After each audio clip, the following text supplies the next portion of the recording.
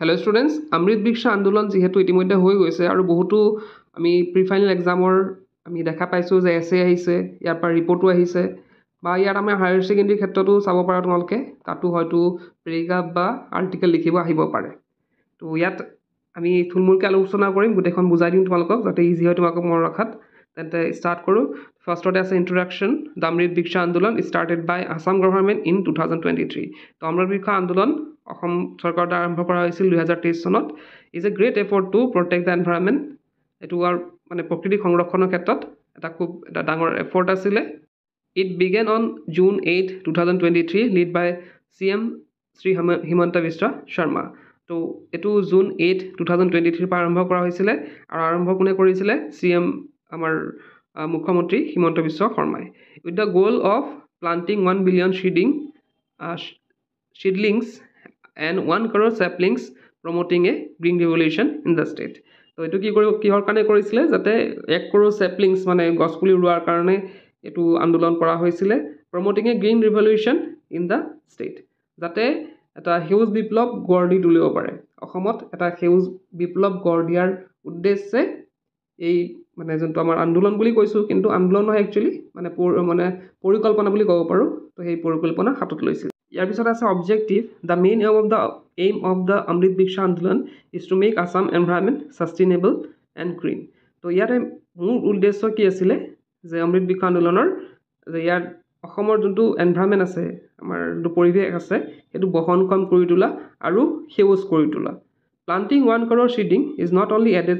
adds the biodiversity but also supports the growth of valuable trees species for commercial use যে অকল যে এই 1 কোটি যে গছ পুলি ৰোৱা অকল যে আমাৰ প্ৰকৃতিৰ ক্ষেত্ৰতে মানে লক্ষ্য কৰা হৈছিল তেনেকুৱা নহয় ই কি কৰা হৈছিল অকল যিকোনো গছ তাত লগোৱা হোৱা নাছিল যোনবিলাক কমাৰ্শিয়ালি ভ্যালুয়েবল যোনবিলাক যেনেকৈ শাল চেগুন তেনেকুৱা কিছুমান মূল্যৱান গছহে ইয়াত লগোৱা হৈছিল This in turn helps both the environment and the economy of the state. তো ইয়াৰ দ্বাৰা কি হ'ব আমাৰ যোনটো পৰিৱেশৰ দিশতো উন্নতি হ'ব লগতে বাণিজ্যিক দিশতো আমাৰ মানে ষ্টেটখন ৰাজ্যখন আগবঢ়িব বুলি তেওঁলোকে কল্পনা কৰিছে ইয়াত বেনিফিটছ খিনি আছে এতিয়া বেনিফিটছ খিনি কি আছে তো people who participate in program receive benefits যিসকল ব্যক্তিয়ে ইয়াত পাৰ্টিসিপেট কৰিব তেওঁলোকে বেনিফিট পাব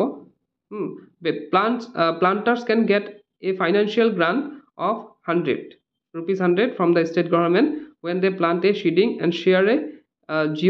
geotagged photo through that dedicated portal or mobile app তো যিসকলে গছপুলি ৰুই পেলাই তেওঁলোকৰ ফটো সেন্ড কৰিব কিহত সেন্ড কৰিব লাগিব জিঅ'টেগ থকা ফটো এটা সেন্ড কৰিব যোনটো এপ দিয়া হৈছে যোনটো এপত তেওঁলোকে আপলোড কৰিব দিয়া হৈছে তাত আপলোড কৰাৰ লগে লগে তেওঁলোকক 100 টকাকৈ দিয়া হ'ব তাৰ পিছত আছে this not only acts as an